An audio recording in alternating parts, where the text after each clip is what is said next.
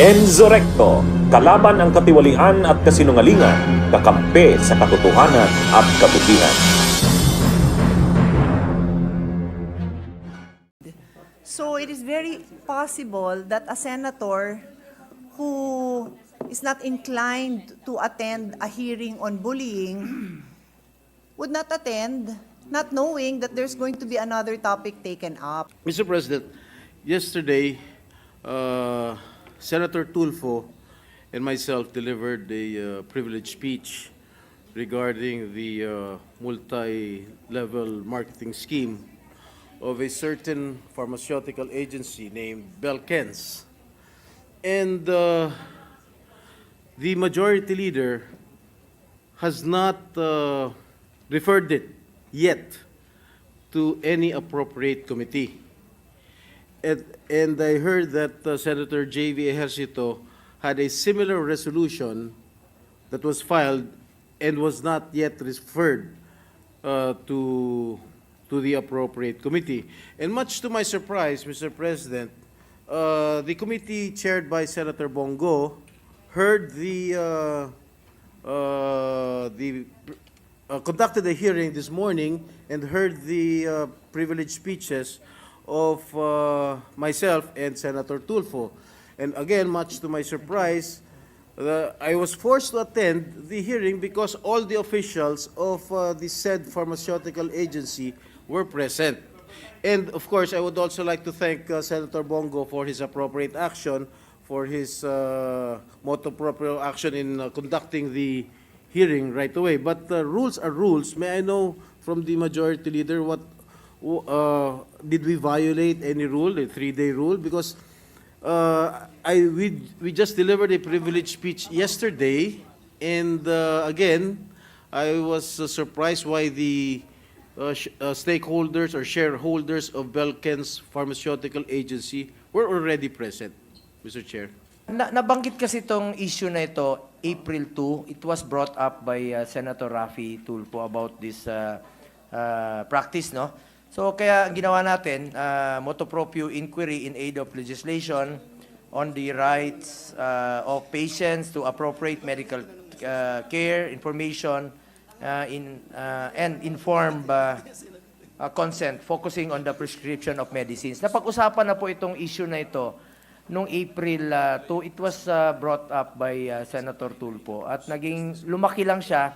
Last week, it was mentioned sa interview yata ni Senator JB. That's why nag-issue po ang komite ng invitation April 24 at 20?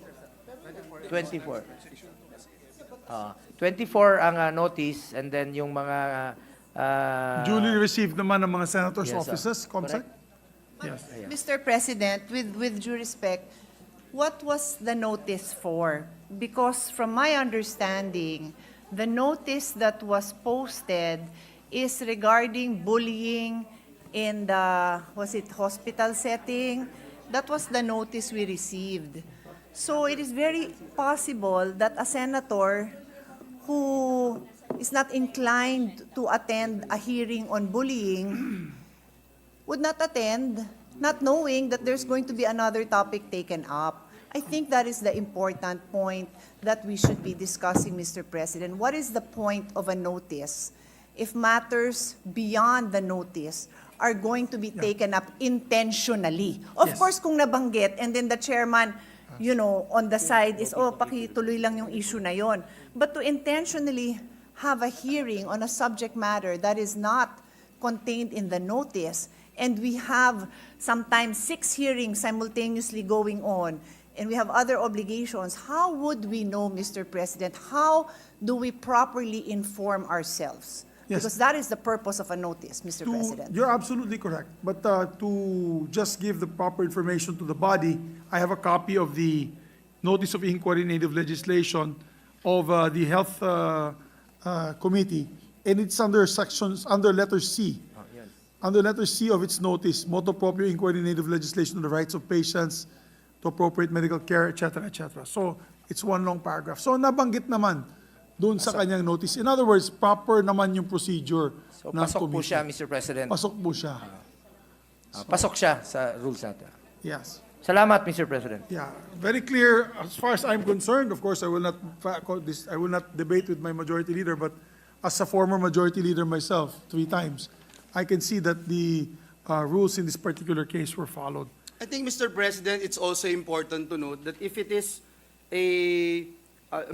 happened during the hearing without being part of the notice given to the members, with the 3-day rule, Yes. that's a different story, Mr. President. Yes. So, again, the speeches delivered yesterday were not referred yet, but we can Refer them now, dispense and refer it, Mr. Absolutely. President. You can if make the motion, Your Honor. we can Majority Leader. do it now if... No, if Mr. if- President, I understand, no?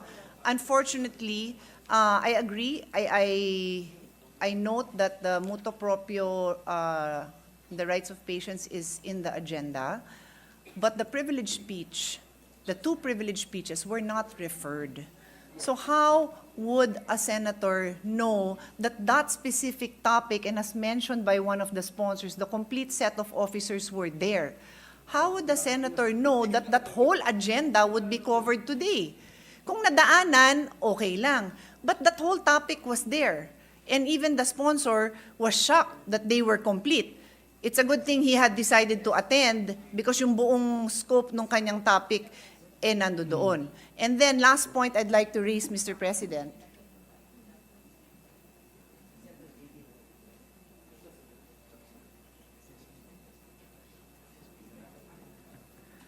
It was Under Rule 10, sorry, sorry. would you like to? No, go ahead.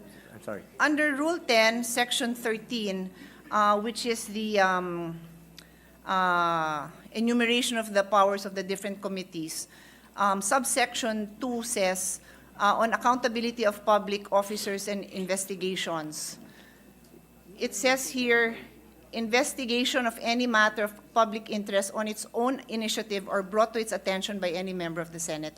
So it is only the Blue Ribbon Committee, Mr. President, that has that phrase, under its own initiatives. And for the 17 years that I've been a senator, I file resolutions in my own committee following these rules because my understanding is it's only the Blue Ribbon Committee on its own initiative. Of course, in a time of emergency, we are on break. Of course, we will not stop the Committee on Energy to have a hearing. Of course not.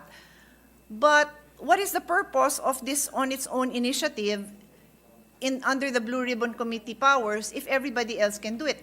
Hindi ko po sinaswapang yon. E di palitan natin, let's amend. What is our intention? Because we just have to be clear about our rules. We are a institution governed by rules so that we can do our job properly. So I humbly submit that we submit these queries to the Committee on Rules Yes. so that they can discuss it with our legal, our luminaries, our experienced Yes. heads, and then properly guide us, Mr. President. Thank you. But just for the record, we amended the rules of procedure governing inquiries of in aid of legislation, Your Honor. And under Section 2, initiation of inquiry, it's very clear. It used to be, I recall, it used to be the Blue Ribbon Committee motu proprio. Actually, immediately, even not following the 3-day rule, pwede yun, di ba? Parang immediate yung investigation on its own. However, we amended and strengthened the rules of procedure and added the Section 2. So, if you wish, we can have the Committee on Rules come out with the legal and the correct and final decision on this particular issue. Yes, so we can refer to the Committee on Rules to come up with a Mr. decision. President, we admire and respect the issues raised in today's session, and there's always room for improvement, Mr. President, and as we are talking about some other matters, Mr. President, with regard to our rules, we can always look into it and study further and improve as much as we can, Mr. President, in order to give our best service to our country and people. And yes, We and thank- just to add, Majority Leader, just to add, May kulanong salita na ang ibig sabihin dito ay ang pagkakaisa. Bunyog Party List. Halika na, Bunyog Party List ka na. Halika na, Bunyog Party List ka na. Sa susunod, ang atinang suportahan, Bunyog Party List, nagtataguyod ng katotohanan, lumalaban para sa bayan.